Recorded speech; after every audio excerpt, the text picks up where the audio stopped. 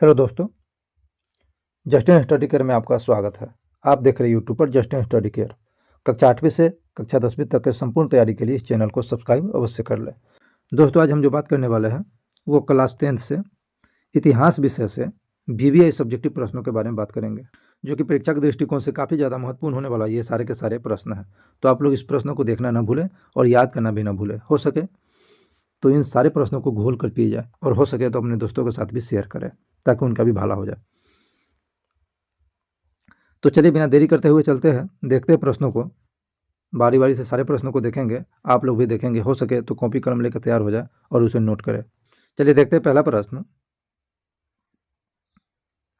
Italy और Germany के एकीकरण में ऑस्ट्रिया की क्या भूमिका थी? इसका आंसर लिखेंगे, इटली और जर्मनी के एकीकरण में ऑस्ट्रिया राष्ट्रवादी भावनाओं को दबाने का कार्य किया था, लेकिन राष्ट्रवादी भावनाएं और मजबूत हुई। ऑस्ट्रिया के चांसलर मेटरनिक के द्वारा किए जा रहे आर्थिक शोषण से इन क्षेत्रों की जनता नाराज थी, जिससे वह एकीकरण के लिए प्रेरित हुई और अंततः इन देशों का एकीकरण संभव हुआ। इस प्रकार से इसका आंसर लिखेंगे। और ये जो प्रश्न हुआ ये 2 अंक का प्रश्न है, ध्यान रखिए। 2 अंकों के प्रश्न का जो आंसर होगा वो छोटा छोटा होगा, ध्यान रखेंगे। अगला प्रश्न क्या कह रहा है, ध्यान देंगे। इटली और जर्मनी के एकीकरण में नेपोलियन का क्या योगदान रहा था?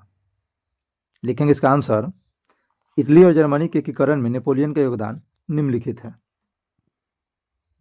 लिखेंगे नंबर 1 में, नेपोलियन ने जर्मन राज्यों का एक संघ स्थापित किया जिससे जर्मन लोगों में राष्ट्रीयता की भावना पैदा हुई। आगे लिखेंगे, नेपोलियन ने राज्यों की संख्या कम की, सीमाओं को आगे बढ़ाया और आबादी को मिलाया। तीसरा योगदान लिखेंगे, नेपोलियन ने इटली के ज्यादातर हिस्सों पर विजय प्राप्त की और फ्रांस के कई अधीनस्थ राज्यों को अपने नियंत्रण में लाया। इस प्रकार से लिखेंगे इसका आंसर। चलिए आगे देखेंगे, गैरीबाल्डी के कार्य को लिखें। यह प्रश्न भी 2 अंक का है, ध्यान रखेंगे।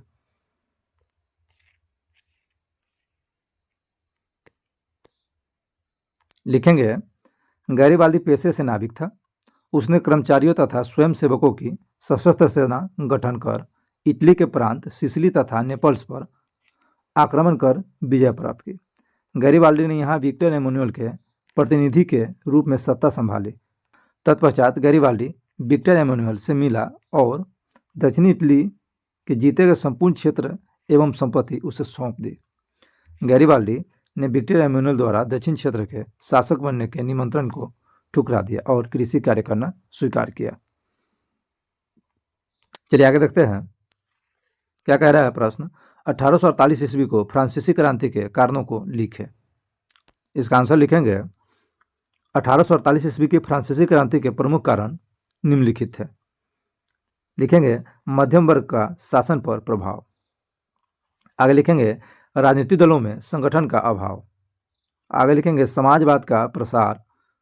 आगे लिखेंगे, लुई फिलिप की नीति की असफलता।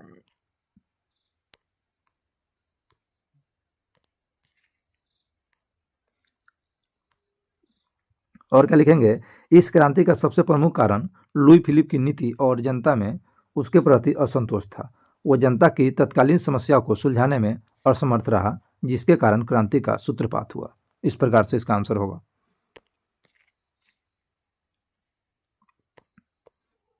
चलिए देखते हैं आगे। यह प्रश्न भी 2 नंबर का, ध्यान रखेंगे। क्या कह रहा है, यूटोपियन समाजवादियों के विचारों का वर्णन करें। लिखेंगे, यूटोपियन समाजवादियों के विचारों का मुख्य उद्देश्य समाज में समानता और न्याय की स्थापना करना है। उनका मानना है कि समाज को एक आदर्श रूप में बदलने के लिए हमें वर्तमान सामाजिक और आर्थिक व्यवस्था को बदलना होगा। यूटोपियन समाजवादियों के कुछ मुख्य विचार इस प्रकार है। लिखेंगे, सामाजिक समानता। उनका मानना है कि सभी व्यक्तियों को समान अधिकार और अवसर मिलने चाहिए।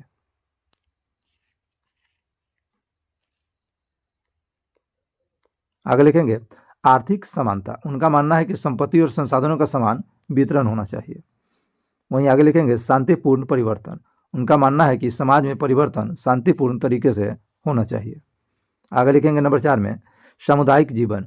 उनका मानना है कि सामुदायिक जीवन में लोगों को एक दूसरे के साथ मिलकर रहना चाहिए और एक दूसरे की मदद करनी चाहिए। इन विचारों को लेकर यूटोपियन समाजवादियों ने कई प्रयोग किए, जिनमें से कुछ सफल रहे और कुछ असफल रहे। इस प्रकार से इसका आंसर लिखेंगे। चलिए देखते हैं आगे। रूसी क्रांति के किन्हीं दो कारणों का वर्णन करें। यह प्रश्न भी 2 अंक का है, ध्यान रखेंगे, यह प्रश्न भी 2 अंक का है। लिखेंगे रूसी क्रांति के 2 कारण निम्नलिखित थे। पहला कारण लिखेंगे जार का निरंकुश एवं अयोग्य शासन। जार का शासन अफसरशाही था जो जनताओं की समस्याओं को समाधान नहीं कर पा रहा था। दूसरा कारण क्या लिखेंगे, मजदूरों की स्थिति दयनीय। जार के शासन में मजदूरों को कोई राजनीतिक अधिकार प्राप्त नहीं, जिससे मजदूर जार के शासन के प्रति संतोष नहीं थे।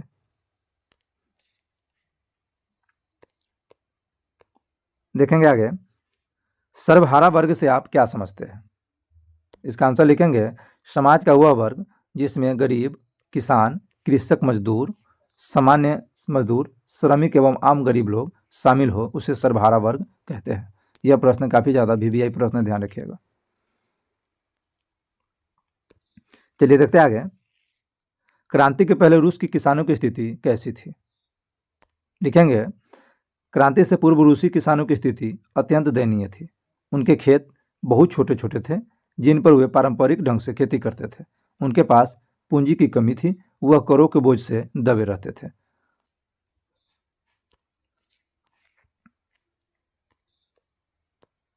चलिए आगे लिखेंगे। चलिए देखते आगे। हिंद चीन का क्या अर्थ है।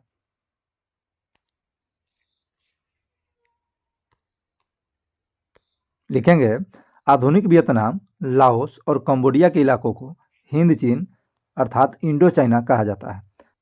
प्राचीन काल में यहाँ के साथ भारत का व्यापार था।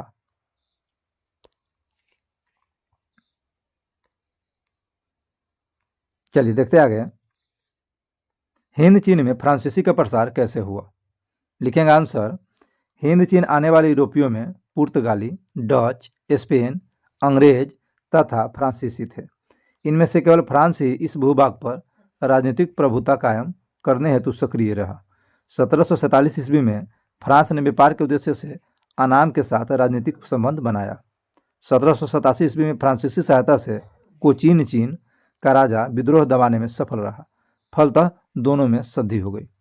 लिखेंगे 19वीं सदी के प्रारंभ में अनाम और कोचीन चीन में फ्रांसीसी पादरियों के विरुद्ध उग्र आंदोलन छिड़ गया। फ्रांस ने सैन्य बल पर 1862 ईस्वी में अनाम को संधि के लिए बाध्य किया। लिखेंगे आगे 1863 ईस्वी में कंबोडिया भी फ्रांस का संरक्षित राज्य बन गया। 1873 ईस्वी में फ्रांस ने तोकिन के कुछ भागों पर अपनी सत्ता स्थापित कर ली। 1884 ईस्वी फ्रांस ने अनाम को अपना संरक्षित राज्य बना लिया। 1893 में फ्रांस ने लाओस के रूप में नया फ्रांसीसी संरक्षित क्षेत्र बनाया, जिसमें 1904 ईस्वी में कुछ और क्षेत्र जुड़ गए। इस प्रकार 20वीं शताब्दी के प्रारंभ होते ही संपूर्ण हिंद चीन फ्रांस की अधीनता में आ गया।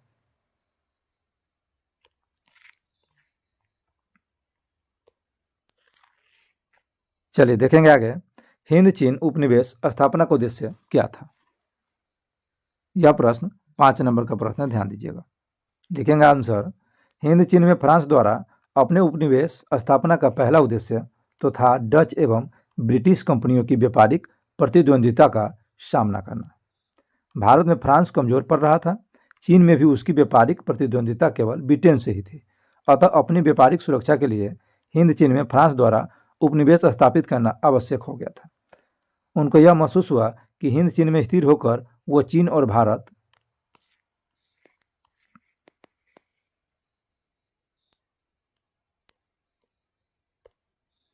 दोनों ओर ध्यान दे सकता है। इससे वे यदि किसी कठिनाई में फंसेंगे उसे निकल सकना आसान होगा। दूसरी बात यह थी कि फ्रांसीसी उद्योगों के लिए उसे हिंद चीन से पर्याप्त कच्चा माल मिल सकता था, कारण कि हिंद चीन की आबादी काफ़ी घनी थी। पहले तो फ्रांसीसियों ने बंदरगाह वाले नगरों के साथ व्यापारिक नगरों से शोषण आरंभ किया और धीरे धीरे वे ग्रामीणों का भी शोषण करने लगे। आगे लिखेंगे उसी तरह कंबोडिया का सहारा मेकांग नदी का मैदानी क्षेत्र था। कोचीन चीन के जीवन निर्वाह का जरिया में कांग का डेल्टा क्षेत्र था। फ्रांसीसी व्यापारियों तथा पादरियों ने पहले ही सर्वेक्षण कर लिया था कि जल का निकासी कर दलदली भूमि तथा वनों को काटकर खेती का क्षेत्रफल बढ़ाया जा सकता है। इससे धान की इतनी उपज होगी कि स्थानीय खपत से बचे धान का निर्यात भी किया जा सकेगा। फ्रांसीसियों ने वैसा ही किया। इस प्रकार स्पष्ट है कि हिंद चीन में उपनिवेश स्थापना के यही उद्देश्य थे।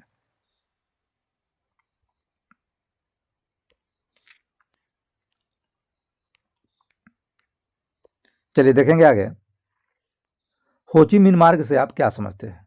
यह प्रश्न भी 5 नंबर का पूछा जाएगा, ध्यान रखिएगा। लिखेंगे, होची मिन मार्ग कोई मार्ग न होकर एक भूल भुलैया था। मुख्य मार्ग हनोई से चलकर लाओस, कंबोडिया की सीमा से होता हुआ दक्षिणी वियतनाम तक जाता था। मुख्य मार्ग से सैकड़ों कच्ची पक्की सड़कें निकलकर पुनः मुख्य मार्ग में मिल जाती थी। इसे वहाँ के स्थानीय लोग ही समझते थे और आसानी से पैदल चलकर या साइकिल का उपयोग कर वियतनामी सैनिकों को रसद, हथियार आदि पहुंचा देते थे।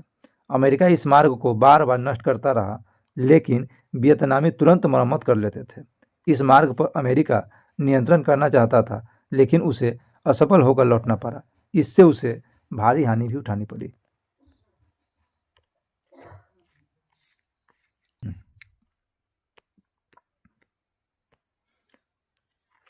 चलिए आगे देखेंगे, एक तरफा अनुबंध व्यवस्था क्या थी? लिखेंगे, एक तरफा अनुबंध हिंद चीन में फ्रांसीसियों द्वारा लागू किया जाने वाला एक शोषणमूलक व्यवस्था थी। मजदूर को तो कोई अधिकार नहीं रहता था, जबकि सरकार को असीमित अधिकार प्राप्त हो जाते थे। यही एक तरफा अनुबंध था। देखेंगे आगे, वाओदाई कौन था?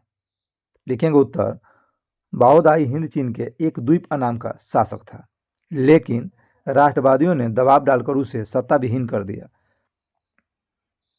25 अगस्त 1945 को वो अपनी गद्दी छोड़ दी। इसके बाद ही वियतनाम एक गणराज्य बन गया।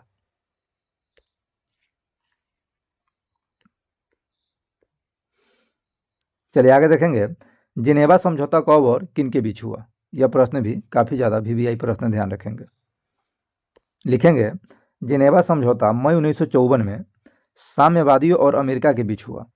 इस समझौते ने पूरे वियतनाम को 2 भागों में बांट दिया, एक पर पूंजीवादियों का प्रभुत्व रहा और एक पर साम्यवादियों का। आगे देखेंगे, फैक्ट्री प्रणाली के विकास के किन्हीं 2 कारणों को बताएं। लिखेंगे, फैक्ट्री प्रणाली के विकास के निम्नलिखित 2 कारण थे, मशीनों एवं नए नए यंत्रों का आविष्कार। वहीं दूसरा कारण था उद्योग तथा व्यापार के नए नए केंद्रों के विकास ने फैक्ट्री प्रणाली को विकसित कर दिया।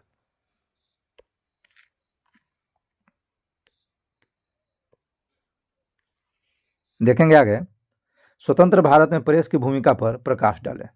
लिखेंगे, स्वतंत्र भारत में प्रेस की भूमिका काफ़ी ज़्यादा प्रभावशाली रही है। यह राजनीतिक, सामाजिक, आर्थिक और अंतर्राष्ट्रीय संबंधों के विकास में प्रभावशाली भूमिका निभा रहा है। यह अंतर्राष्ट्रीय, राष्ट्रीय, प्रादेशिक, क्षेत्रीय घटनाओं, सरकारी नीतियों, खेलकूद तथा मनोरंजन की सूचना देने वाला प्रमुख माध्यम भी बना हुआ है। यह सरकार पर प्रभावशाली नियंत्रण रखता है तथा लोकतंत्र के चौथे स्तंभ के रूप में कार्य करता है। ध्यान रखेंगे, ये सारे प्रश्न काफ़ी ज़्यादा वीवीआई प्रश्न था, इसलिए इससे जितना ज़्यादा हो सके याद करेंगे आप लोग।